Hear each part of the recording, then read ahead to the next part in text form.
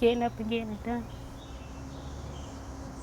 I wanted a change of pace. I wanted to find something different. Wanted to, just do something different than what I was previously doing. I was in a graduate program in anthropology. I liked it, but I was a teaching assistant in a college classroom, and it wasn't very rewarding for me. I wasn't getting a lot out of it.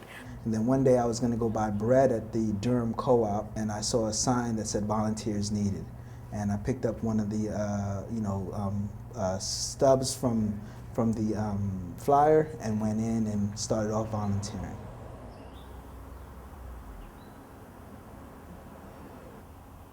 Mom was the role model, and Dad gave me kind of the curiosity to figure out, well, what do you do to teach someone to read if they've never been taught? This is the tricky one. Formaldehyde. Yes. Excellent. Good job. It's the light bulb moments that, they happen sometimes in a college classroom, but not as often. Whereas here, almost every day you see someone who gets something that they'd never gotten before. I just never had the willpower to pick up the book and be like, I know it, like I got it. It always been like a challenge. Very good. Man. Impressive. Okay. So now. I have to put what I want in front of how I feel instead of just trying to say, well, I can't do it, I'm just going to give up, or Rebecca, she'll help me out by well, let's try this, or let's do this, something like that. She always happy and jolly, so she be trying to make my brain go somewhere else, well, get out of that part, we're going to go into this. I'm actually not a people person. I'm very much an introverted person. So it's actually something that this field gives to me. If a student says to us that they were able to advocate for their kids at school, or they were able to get a promotion at their job, those are things that we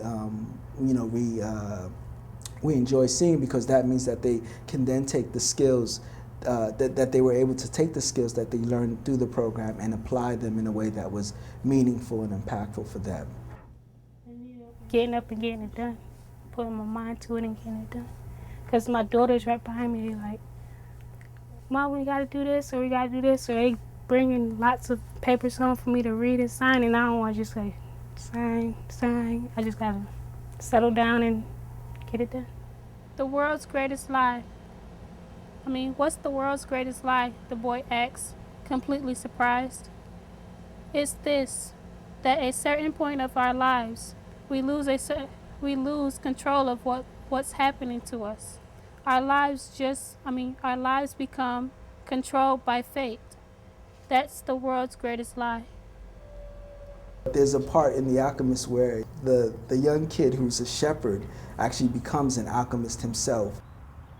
It's just an amazing kind of story of that kind of empowering feeling that someone can get through literacy, where you feel like, oh man, I have all these talents and this skill that I can then use, and it opens up so many doors and options for me. I think that's what I think related best with the student that I work with. He just enjoyed that piece of it, where it's like, oh man, he feels like he was becoming an alchemist himself.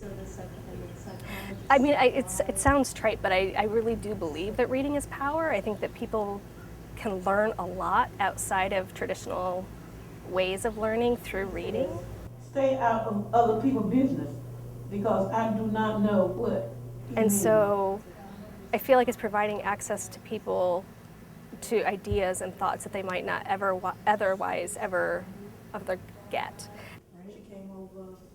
First, my oldest daughter, she was she didn't want to read. She'd throw the book down and all. But right now, she loves reading. She loves learning, period. So that's a big thing, big goal for me.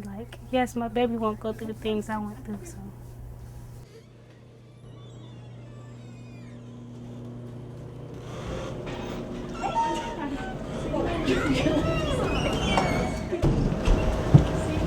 See you later.